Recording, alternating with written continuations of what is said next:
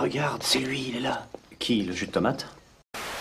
Et salut à tous et bienvenue dans Quid Scénario. Alors Quid Scénario, qu'est-ce que c'est? C'est une courte vidéo dans laquelle je vais vous expliquer le scénario qui vient avec chaque épisode de Quid. Alors aujourd'hui, le scénario c'est Démon, qui est un scénario fantastique d'enquête et d'ambiance à l'intérieur d'une auberge. Le speech est assez simple, hein. À l'intérieur de cette auberge, l'aubergiste qui doit de l'argent à son propriétaire a décidé d'organiser une partie de tripade, un concours de tripade qui est un jeu de paris avec des dés. Mais le problème c'est que certaines mises ont été complètement volées. Et c'est un peu le bordel au sein de l'auberge.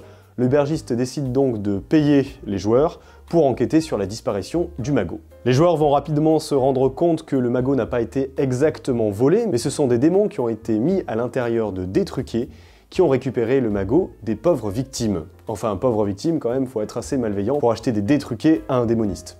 Alors je vais vous donner de plus amples informations un peu pour préciser l'environnement et l'univers de jeu. Déjà, l'aubergiste doit énormément d'argent à son propriétaire, ça vous le savez dans le scénario. Il a fait un contrat qui n'est absolument pas à son avantage avec son propriétaire car il lui doit à peu près 90% des bénéfices. Il lui reste donc globalement 10% de la somme qu'il gagne pour nourrir sa famille, ce qui fait qu'il pioche dans la caisse. Mais dans 2 jours, son propriétaire va venir. Il commence donc à voir littéralement les pétoches, en se disant « mais comment est-ce que je vais réussir à réunir la somme nécessaire pour ne pas me faire casser les jambes ?» car son propriétaire est un peu mafieux sur les bords. Cette information, vous pouvez la prendre pour vous en tant que maître du jeu, car si le scénario commence à durer, plus le scénario durera, plus l'aubergiste va être un peu stressé, quitte à carrément être accusé du vol par les joueurs, car il paraît de plus en plus louche. Autre élément, si le scénario même traîne encore plus en longueur, vous pourrez rajouter une tension supplémentaire avec l'arrivée du propriétaire et de ses gros bras, qui commencent à foutre un peu le bordel dans l'auberge.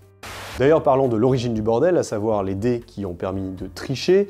Cette auberge peut être dans le collimateur des fabricants de dés et un espion ou un agent double peut être consommé à l'intérieur de l'auberge pour savoir s'il y a des gens qui trichent, quitte à carrément le dénoncer aux autorités. Cela rajoutera peut-être une intrigue supplémentaire au scénario pour étoffer un peu l'histoire. Concernant maintenant les dés qui sont possédés par les démons. Les joueurs vont l'apprendre, hein, c'est Varbrack le démoniste, un démoniste un peu pouilleux qui a décidé d'ensorceler des dés et finalement de tricher avec des tricheurs en leur volant eux-mêmes la somme qu'ils ont gagnée en trichant. Ouais, ça fait un peu tricheception si vous le voyez ce que je veux dire. Les joueurs, pour réussir à récupérer le magot, vont donc devoir récupérer les dés ensorcelés. Le problème, c'est qu'il va falloir soit enquêter, soit faire pression sur les personnes qui ont triché, parce qu'à mon avis, personne n'aura envie d'avouer que, oui, c'est moi qui ai triché, c'est moi qui ai foutu le bordel dans l'auberge. Imaginez même que peut-être des personnages qui ont triché, si on découvre qu'ils ont triché, ils vont se faire littéralement lyncher en public.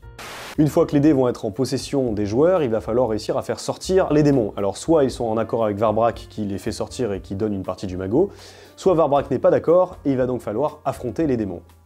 Les affronter, vous êtes sûr? Ce sont quand même des démons mineurs. Ça signifie que c'est pas non plus des créatures malfaisantes absolues qui ont un des 20 de dégâts et qui pourront one-shot un personnage. Ces démons auront peut-être même envie de négocier avec les joueurs et de moyenner leur liberté en peut-être récupérant l'âme de Varbrack ou simplement en les aidant à faire autre chose ou à résoudre plus facilement l'intrigue. Pourquoi même carrément pas négocier un tiers de la somme et leur fuite en échange du reste de la somme pour les joueurs, et tout le monde s'en va, personne ne résout l'énigme. Bon, ça plaira peut-être pas aux joueurs loyal bons de votre table. Concernant le tripad, hein, le jeu qui est joué par toutes les personnes dans l'auberge durant ce concours, les règles vont être disponibles sur le site Indécent et vous pourrez donc les suivre. Alors c'est un jeu absolument simple, hein, il n'a aucune ambition, j'ai rien créé ex nihilo, je me suis surtout inspiré de plein de types de jeux de dés. Et vous pourrez par exemple les jouer avec vos joueurs à table, peut-être des affrontements durant la partie. J'ai fini de vous donner les petites informations supplémentaires que je n'ai pas eu la place de mettre dans ce court scénario pour Quid, en espérant que ces informations supplémentaires vous auront plu, vous auront aidé. Si vous avez des questions, n'hésitez pas à les mettre en commentaire, je serai ravi de vous répondre. Et en attendant, je vous dis à très bientôt sur Indécent.